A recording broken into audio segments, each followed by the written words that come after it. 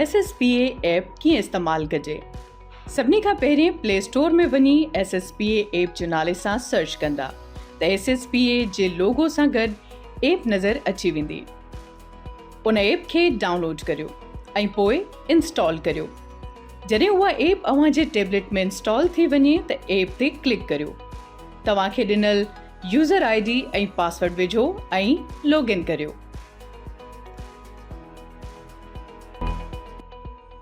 App log out कीअं कजे। Log out जे लाइ होम पेज ते मथे साॼे पासे खां मेन्यू ऑप्शन जूं 3 लाइनियूं नज़र ईंदियूं, जिन ते क्लिक कंदा त बिल्कुलु हेठां साॼे पासे खां लॉग आउट जो ऑप्शन नज़र ईंदो। उन ते क्लिक कंदा त कंफर्मेशन जो मैसेज ईंदो, जंहिंखां पोइ येस ते क्लिक कंदा त ऐप लॉग आउट थी वेंदी। FAQs tutorials. SSPA app user केतिरनि तरीक़नि सां डेटा रिकॉर्ड करे सघे थो। SSPA ऐप में यूज़र 2 तरीक़नि सां डेटा रिकॉर्ड करे सघे थो, हिकु ऑनलाइन ऐं ॿियो ऑफलाइन। Online mode. यूज़र वटि इंटरनेट दस्तियाब हुजण जे सूरत में ऑनलाइन मोड में डेटा रिकॉर्ड ऐं सिंक करे सघिजे थो। Offline mode. यूज़र वटि इंटरनेट दस्तियाब न हुजण जे सूरत में ऑफलाइन मोड में डेटा रिकॉर्ड करे इंटरनेट सां कनेक्ट थियण बाद सिंक करे सघिजे थो। सिंक्रोनाइज़ेशन। बेनिफिशरी जी डेटा 2 तरीक़नि सां सिंक थींदी आहे। Auto sink.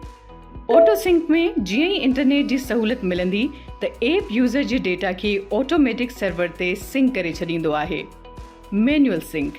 मैनुअल सिंक में ऑफलाइन मोड मां डेटा रिकॉर्ड करण खां पोइ जॾहिं इंटरनेट जी सहूलियत मिली वञे त यूज़र पाण बटण ते क्लिक करे पंहिंजी डेटा सर्वर ते सिंक करे सघे थो।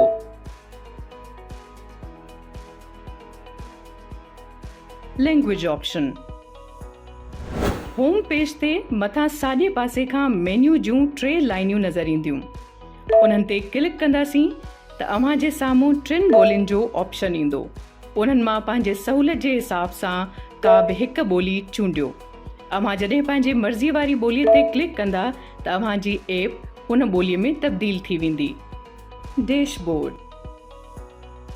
होम स्क्रीन ते क्लिक करण खां पोइ अव्हां जे स्क्रीन ते डैशबोर्ड नज़र ईंदो, जंहिंमें एप्लीकेशन जो मूड, ऑनलाइन या offline mode, real time and date, facility जो नालो ऐं उन फैसिलिटीअ जा कुल रजिस्टर्ड क्लाइंट, उन फैसिलिटी हेठि कुल चकास, कुल महफ़ूज़ वियम, रहियल चकास, उन ई ॾींहं जी रजिस्ट्रेशन, उन ई ॾींहं जा चकास, ऑफलाइन रिकॉर्ड ऐं गैर फ़ाल क्लाइंट्स नज़र ईंदा।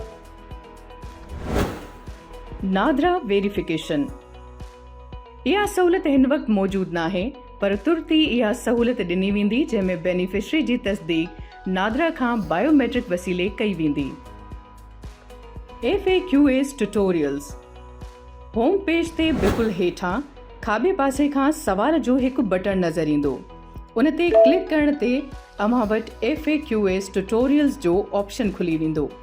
हिन वक़्त ताईं इहा सहूलियत मौजूदु न आहे, तुर्त ई इहा ॾिनी वेंदी।